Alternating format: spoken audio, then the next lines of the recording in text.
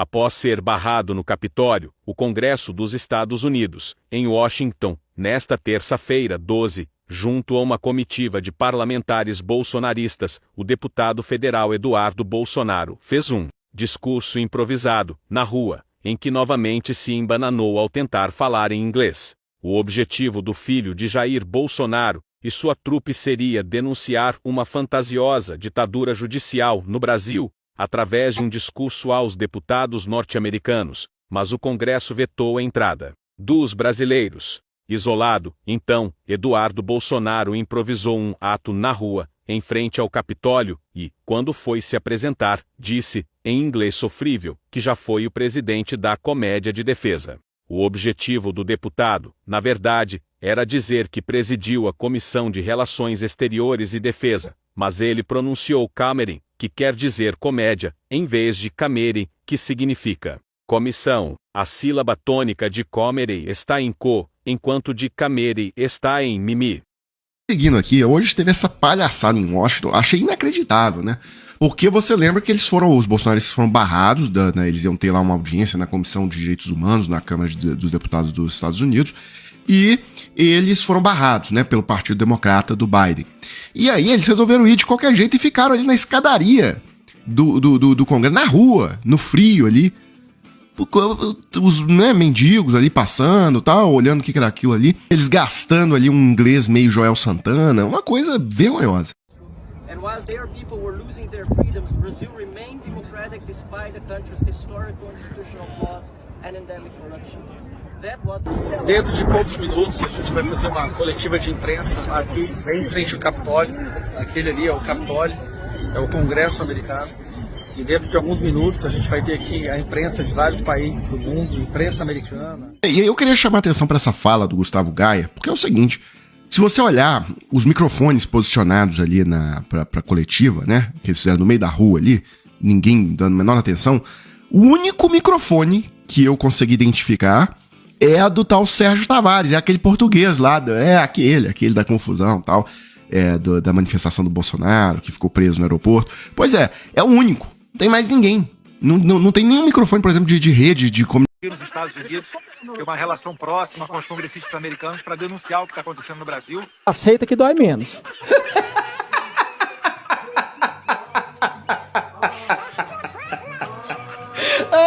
Washington, o pessoal tá entrando aqui, vai começar a coletiva de imprensa. Excelente. Ó, Paulo Figueiredo tá ali, a Bia tá ali. Mário tá aqui. O Eduardo tá aqui no fundo. Daniel! Doutora Ludmilla também tá aqui. Oiê! Tamo Não junto. é pro Brasil. Oi, Brasil! Que saudade! Mas eu não vou voltar, não.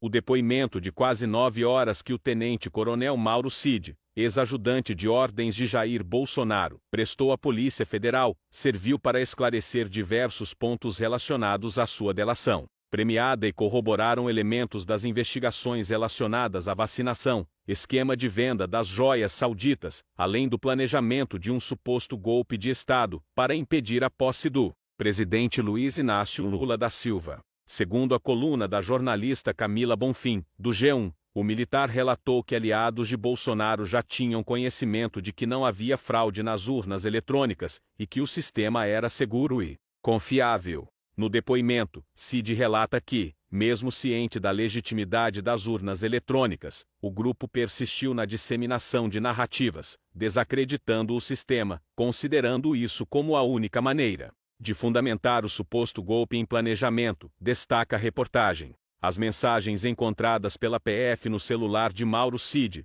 também confirmaram que, apesar dos relatórios e reuniões que atestavam a segurança das urnas, o discurso e os planos do grupo continuavam, incluindo a elaboração de uma minuta do golpe e a suspeita de um texto golpista editado pelo próprio Bolsonaro.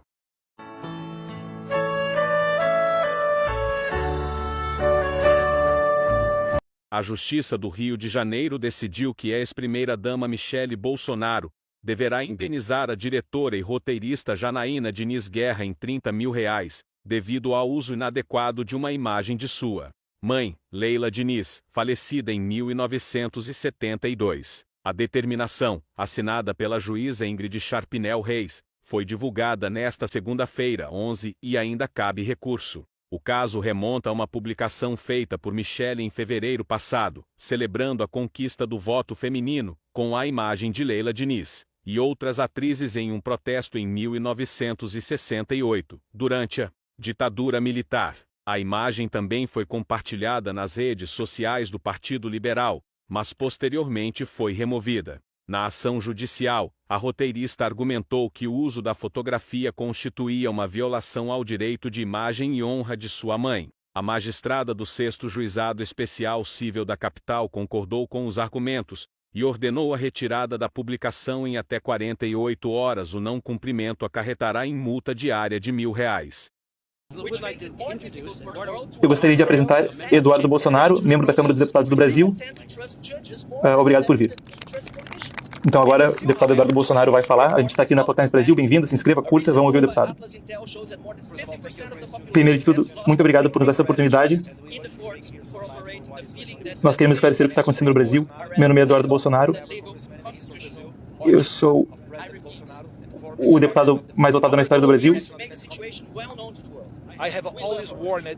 Eu sempre falei nos meus discursos no Congresso sobre os perigos do país se tornar uma Cuba ou uma Venezuela. Hoje, infelizmente, eu estou vivendo nesse próprio filme sobre a Gulag. E para aqueles que acham que estou exagerando, eu vou dizer 5 nomes. Felipe Martins, conselheiro internacional do presidente Bolsonaro. Um homem brilhante, com 30 e poucos anos, com um futuro promissor, aprisionado por um tribunal de exceção, acusado de um golpe de Estado jamais tentado ou planejado, e com toda a esperança de... E como a esperança de uma defesa justa, o processo legal não existe no Brasil, depois Câmara, também na cadeia, acusado de um golpe imaginário. E assim como eles, veterinários, cantores gospel, intérpretes de sinais, e mesmo um desabrigado e uma pessoa diagnosticada com alto grau de autismo, todos eles estão presos, acusados de um golpe de Estado. É muito claro que toda essa opressão é só um passo para o fim último, de prender meu pai, o presidente que ousou colocar os interesses dos brasileiros em primeiro lugar. Meu pai agora é perseguido e é caluniado das formas mais variadas. Assim como em toda tirania, o limite do ridículo não existe mais. E ele mesmo é acusado de ter cometido o crime terrível de perturbar uma baleia. Isso não é piada. Ele é indiciado criminalmente por passar perto de uma baleia num jet ski. E a coisa mais impressionante é, a queixa foi feita por Lula da Silva, pelo ministro do Meio Ambiente do Lula da Silva. Isso é mais ridículo do que as acusações feitas contra Trump aqui nos Estados Unidos. Meu pai também é acusado de tentar um golpe de Estado quando ele não era mais presidente. O judiciário, indicado pelo Partido Comunista no poder, quer acreditar que meu pai não queria sair do poder, e quando não tinha mais forças armadas ao seu dispor, tentou um golpe de Estado com velhinhos e mulheres desarmados, e tudo isso a milhares de quilômetros do Brasil, quando meu pai estava de férias nos Estados Unidos. Chegando ao fim, eles querem que nós acreditemos, Sr. Smith, que mulheres, idosos e todo tipo de cidadão comum desarmados são perigosos ao Estado de Direito. E aqueles violando os direitos e garantias fundamentais são... E, senhoras e senhores, essas histórias não são algo que alguém me disse. Nós estamos vivendo isso agorinha. E não há sequer uma palavra do governo Biden, do Departamento de Estado ou de qualquer autoridade governamental do lado da democracia, os Estados Unidos da América. E para os colegas que estão me acompanhando aqui, também vamos falar de situações aterrorizantes. O Brasil, infelizmente, não é mais uma situação, não é mais uma democracia.